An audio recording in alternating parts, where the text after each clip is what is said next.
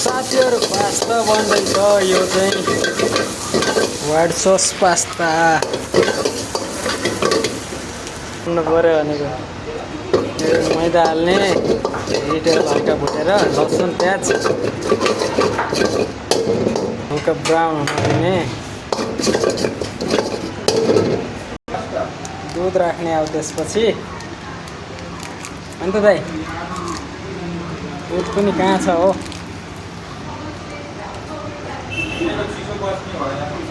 के यसको दुध राखिसकेपछि यसलाई पकाउने नुन व्हाइट पेपर फेरि भेजिटेबल राख्ने भेजिटेबल रेड येल्लो ब्रोकाउली चिनी राख्ने है थोरै चिनी च्याप्प लाएर मिठो हुन्छ होला हल्का गाढा भयो दाइ चिजले घिच्न दाइ चिज घिसिसक्नु रहेछ दाइले चिज हाल्ने अझै थोरै दिन दाइ धेरै खुवाउनु पर्छ क्या चिज त ट्याक्क लाएर अनि खै बल्ल मोटाउँछ कस्टमर फेरि आउँछ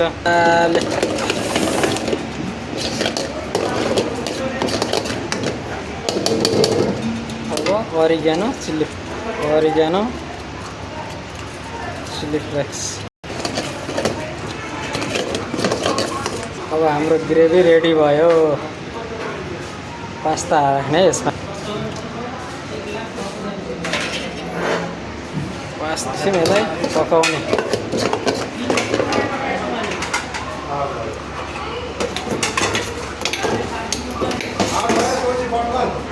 आड भयो अरे बटलर आड हो यहाँ पास्ता नै रेडी भयो यार जित्छ आज आरसिबीले मजाले यो रेडी भयो फेरिबाट चिज हालिदिने यसलाई गार्निसिङ गर्ने टक्क अझै हालिदिनु त खान्छ मजाले मोटे खाने यहाँ ओरिग्यानो र चिल्ली फ्लेक्स फेरि हाल्ने ल यो सर्फको लागि रेडी भयो